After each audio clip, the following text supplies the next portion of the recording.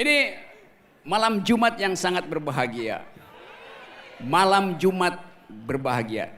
Tapi Jumat besok bisa menjadi Black Friday. Karena sangat mungkin ada petinggi negara yang akan dicocok lagi oleh KPK. Karena udah disebut namanya. Dan tanggung jawab tertinggi dari problemnya Romi sebetulnya ada pada beliau. Tapi saya balik pada soal hari ini, yaitu niat pengusaha untuk menghasilkan ulang Indonesia yang bermutu. Dan saudara Erwin mana tadi? Erwin,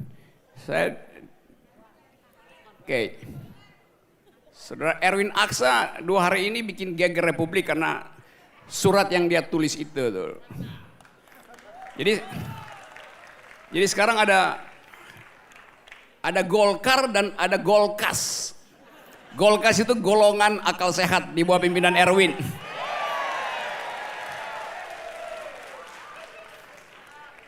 Namanya aja Erwin Aksa. Aksa itu artinya akal sehat.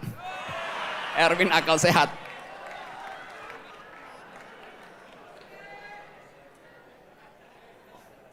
Saya memperhatikan setiap hari saya ada di banyak kampus, walaupun diusir. Tapi saya percaya bahwa yang kita edarkan hari ini adalah dalam upaya untuk menghasilkan generasi milenial yang mampu mengaktifkan Indonesia di forum-forum internasional. Kan hanya demi itu kita berupaya untuk mengkonsolidasi gerakan ini. Hanya demi Indonesia yang bermutu ke depan. Kalau sekarang kita mendeteksi bahwa ada keresahan, ada 2 jenis keresahan hari ini. 2 jenis keresahan, yaitu keresahan emak-emak dan keresahan pengusaha. Emak-emak resah karena soal daya beli. Pengusaha resah karena tidak mampu lagi menyusun bisnis plan yang berbasis pada ketidakpastian kebijakan. Jadi sangat masuk akal bahwa politik Indonesia ditentukan akhirnya oleh 2 kekuatan yang kalau bersinergi maka pemilu dilakukan besok pun udah pasti kalah petahana. Itu emak-emak, kekuatan emak-emak dan teman-teman pengusaha tuh. Kalau teman-teman pengusaha mungkin lebih mudah bikin penyesuaian financial deepening dengan melakukan semacam guesstimasi. Guesstimasi itu gabungan antara guessing dan estimation. Menduga sambil mengukur tuh. Misalnya ya pengusaha yang agak nekat, ya dia patok aja bahwa sangat mungkin suku bunga Federal Reserve masih akan naik 3 kali tuh. Dari sekarang dia bikin perencanaan semacam itu. Itu guesstimasi. Tapi dalam dunia politik maupun dunia bisnis ada problem lain yang disebut sebagai the unforeseen misfortune. Kegagalan yang tidak mampu dilihat dari sekarang. Dan saya menangkap bahwa para pengusaha ada di dalam psikologi itu. Sinyal kebijakan kabur abu-abu. Ini tahun politik dan saya menghitung begitu banyak pertemuan yang menggunakan anggaran negara. Jadi boleh kita katakan bahwa ada expenditure yang basisnya pencitraan. Belanja pemerintah hari ini adalah belanja pencitraan tuh. Ngabisin APBN dalam rangka pencitraan. Bahkan belanjanya dipakai. Dari kemarin saya cari apel di sepanjang Jawa, nggak ada lagi yang jual apel karena apelnya udah diborong dibawa ke Semarang. Seharga 18 miliar. Dan itu adalah apel pencitraan. Jadi apel pencitraan. Judulnya apel kebangsaan. Itu tema yang berbahaya karena seolah-olah dianggap bahwa ada problem besar kedaruratan di negeri ini sehingga harus dikumpulkan untuk apel. Dan orang tegang di situ. Lain dengan suasana hari ini, ada kegembiraan. Politik adalah kegembiraan, demokrasi adalah kegembiraan karena dimungkinkan tanya jawab itu. Dalam apel nggak mungkin ada tanya jawab. Apel artinya berdiri sempurna, terus dengerin si tukang bual pidato satu arah. Ya. Siapa kita? Kita siapa? Ya siapa, mana gua tahu.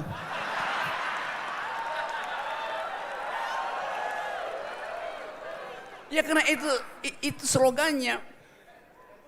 Dia sendiri nanya, dia nggak tahu nanya ke kita siapa kita. Loh, mesti dia tahu siapa dia itu. Dan Anda lihat politik kita adalah politik gerak tubuh, tangannya lebih cepat bergerak daripada otaknya tuh. Jadi saudara-saudara, saya mau terangkan satu hal. Saya seminggu lalu muter-muter Jawa Timur. Dari Tuban, Lamongan, Jember.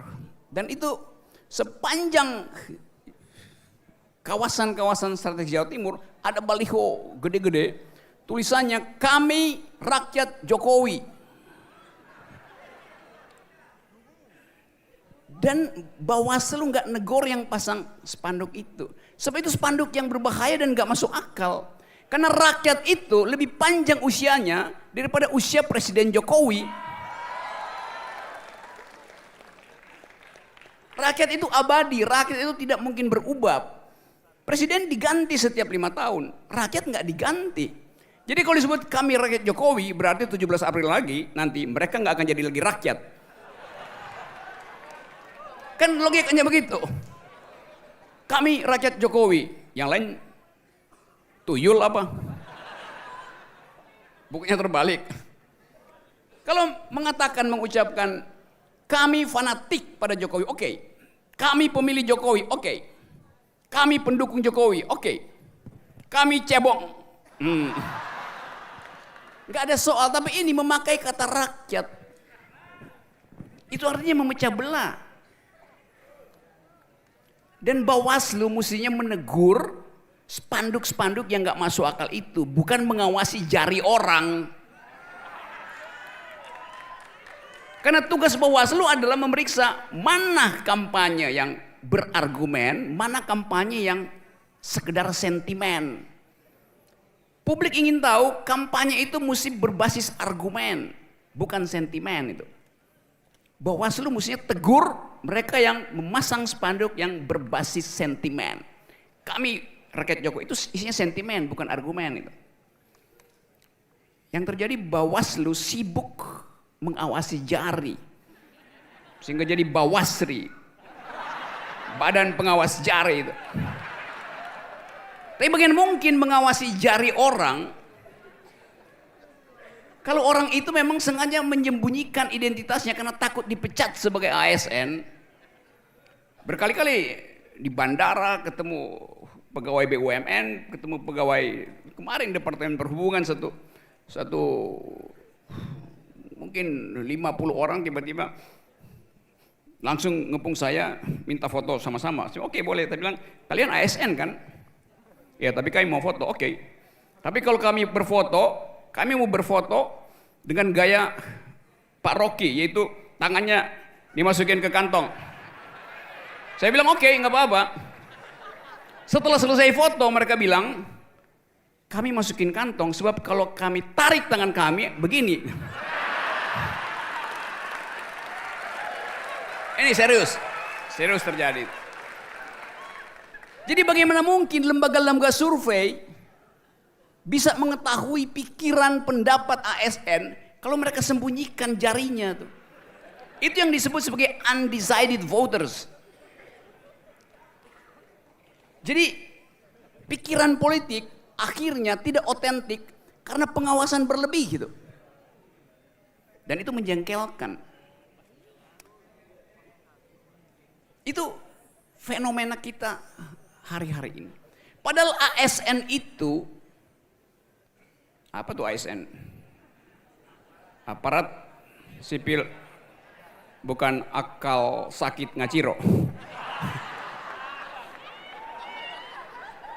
ASN itu adalah status administrasi. Status administrasi artinya dia disebut ASN selama dia melakukan public services sebagai public servant, yaitu 8 jam aja. Setelah itu dia jadi warga negara biasa yang juga punya kepentingan politik. Tapi sekarang ASN diminta tidak berpolitik, diwajibkan tidak berpolitik 24 jam. Itu logikanya di mana? Kalau seorang ASN pulang dari kantor jam 4, setengah 5.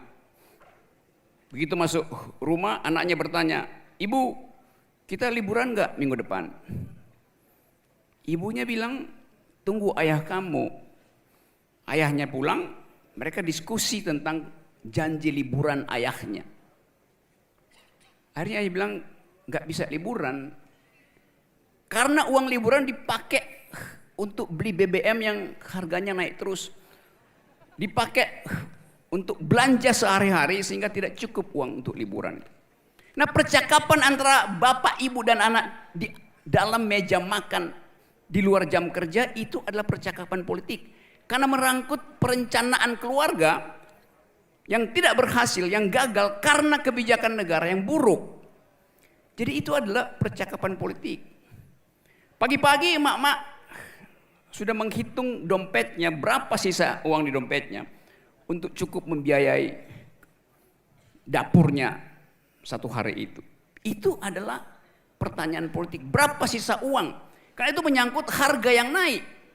Sebelum tidur, emak-emak juga berpikir tersisa nggak uang jajan untuk anaknya yang masih SD besok pagi. Itu juga adalah pertanyaan politik. Jadi politik adalah urusan 24 jam setiap warga negara yang nggak mungkin dikendalikan oleh arogansi kekuasaan. Jadi soal itu yang selalu ingin saya ingatkan pada teman-teman, bahwa kita harus mengucapkan ketidakadilan dan membongkarnya, dan ucapkan itu juga pada tetangga, pada sahabat-sahabat saudara. Karena pembicaraan semacam ini harus juga menjadi pembicaraan di warung-warung kopi, warteg, pos ronda, agar supaya dia berubah menjadi suara di 17 April nanti. Itu pentingnya memastikan bahwa pembicaraan malam ini harus tiba di masyarakat sekitar kita.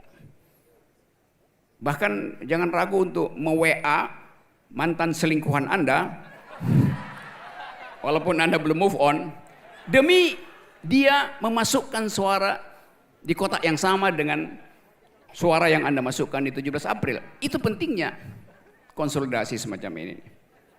Jadi sekali lagi, saudara-saudara, saya membayangkan bahwa negeri ini didirikan dengan argumentasi yang kuat oleh para pemikir bangsa.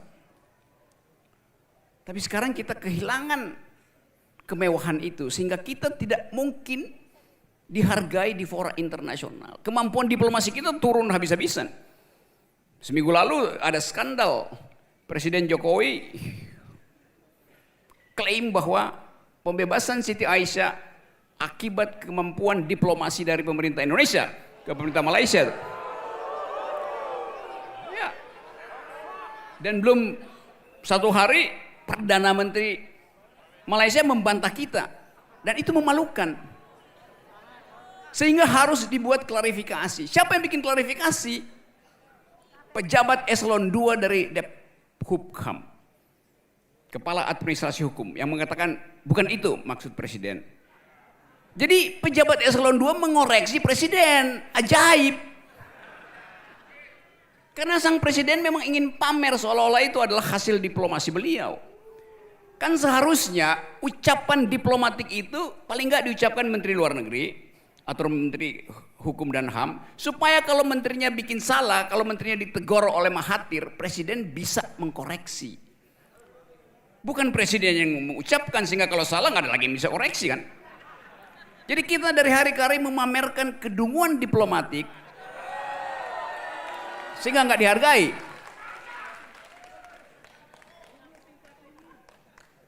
Tadi benar Pak Prabowo menceritakan literasi yang dia peroleh langsung dari ayahnya, Profesor Sumitrojo Hadikusumo. Dan saya ingat bahwa di awal-awal kuliah saya tahun 80-an itu ada mata kuliah yang diedarkan melalui TVRI. Dulu namanya Universitas Terbuka. Ada ya, UT dulu tuh. Dan kuliah ekonomi perdana diucapkan oleh Profesor Sumitrojo Hadikusumo tuh. Dan beliau kalau lagi kasih kuliah di UI, itu gerak tangannya dan gerak kepalanya itu nggak bisa diem kepalanya tuh. Karena berusaha mengeluarkan pikiran. Apa isi pikirannya? Tapi ada yang juga bergerak kepala tapi nggak ada pikiran.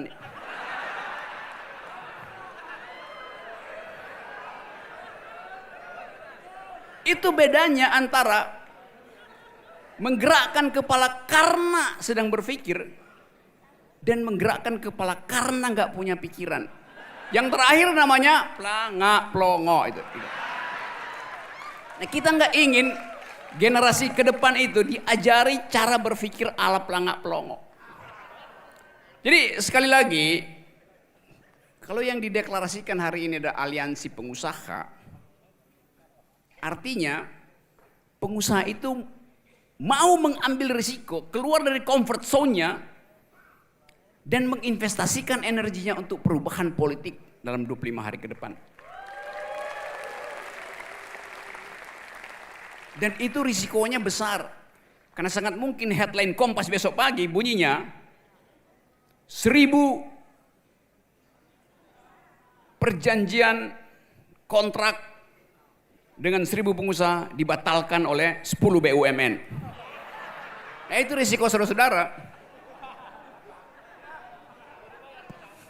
Saya nggak provokasi. Tapi itulah politik, artinya mengambil risiko tuh, risk taker, sebagai risk taker. Orang yang ingin mengambil risiko, dia otentik karena dia berpikir, melakukan kalkulasi, melakukan gestimasi. Dengan kata lain, hanya orang yang berakal yang mampu menghitung risiko. Orang yang nggak berakal takut mengambil risiko, artinya dia tidak otentik. Orang yang tidak otentik akan berupaya untuk mencitrakan dirinya 7 kali sehari itu. Dengan ganti-ganti citra itu.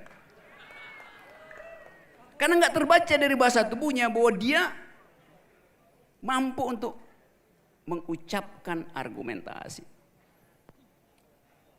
Tapi kita lihat bahwa ada kepanikan membaca hasil riset Kompas dan hasil riset dari Polmark Saifullah Fattah. Yang sebetulnya ya biasa-biasa aja. Tapi kan udah biasa berbohong dengan menaikkan elektabilitas. Kalau ada orang yang bicara jujur, dia panik sendiri. Kan biasanya yang dipamerkan oleh surveyor Istana, elektabilitas petahana 68%, sementara oposisi 28%. Benar nggak tuh? Benar. Kalau margin of errornya 100. Jadi angka pencitraan itu mengagetkan sehingga surveyor Istana rapat, mungkin udah 10 jam rapat untuk memeriksa statistik alternatif yang diucapkan oleh Polmark dan Kompas. Ribut. Padahal mereka adalah konsultan Istana, jadi dia panik bukan karena dia surveyor tapi karena dia konsultan politik Istana. Nah, rangkap jabatan itu yang tidak etis sebetulnya. Kalau misalnya kuat metodologinya ya biarin aja. Gak usah peduli dengan Kompas. Gak usah peduli dengan Polmarknya EF. Tapi justru karena memang dari awal ada perencanaan kejahatan dalam statistik. Maka ketika diperlihatkan hal yang sebaliknya, panik luar biasa. Jadi teman-teman semua, saya hanya ingin menghimbau agar supaya energi yang masih tersisa pada kita bagi dua. Energi untuk menyambut presiden baru, itu urusan saudara-saudara. Karena saya nggak berurusan dengan presiden baru, saya berurusan dengan presiden lama.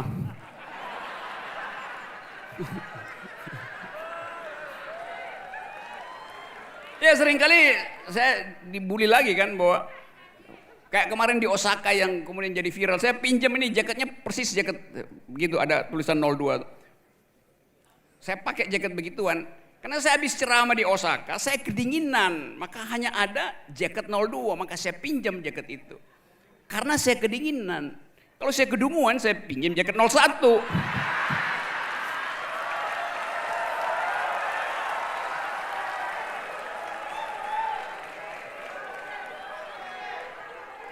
Jadi geng petahana marahin saya. Kenapa nggak pernah pakai jaket 01? Lo itu jaket kedunguan, bukan kedinginan. Itu soal mempersoalkan hal yang sifatnya teknis saja. Ya. Nah ini dia nih, begundal dari Osaka nih. Bukan karena kedunguan kan? Saya dipinjamin jaket karena kedinginan, bukan karena kedunguan. Jadi sekali lagi teman-teman, ini malam Jumat saya mesti bakar kemenyan. Untuk ngusir tuyul genderuwo. Karena pada keluar malam ini nih. Jadi saya ingin pastikan bahwa kita akan bertemu selalu di dalam upacara semacam ini karena kegembiraan politik. Itu poinnya. Dan yang di sebelah sana cemas terus-menerus karena segala macam jenis pencitraan udah diucapkan tapi elektabilitasnya justru diperlihatkan hancur itu. Semua kartu udah dikeluarin. Kemarin saya katakan bahwa yang terakhir kartu prakerja. Saya bilang masih ada satu kartu yang belum dikeluarin. Enggak. Namanya kartu pradungu. Dan jangan harap kartu itu akan dibagikan pada saudara-saudara. Karena beliau akan pakai sendiri kartu itu.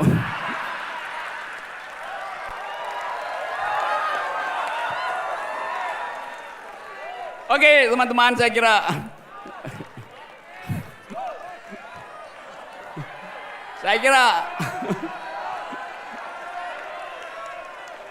segitu stand up komedi malam ini. Dan Anda tahu bahwa mobil kalau dia mogok mestinya turun mesin. Ini mobil udah mogok, dicuci tiap hari. Dipikir kalau mobil dicuci tiap hari mengkilap, mobilnya akan hidup lagi. Nggak bisa. Mobil mogok itu artinya turun mesin. Dan kita akan turunkan mesin itu 17 April 2019. Terima kasih.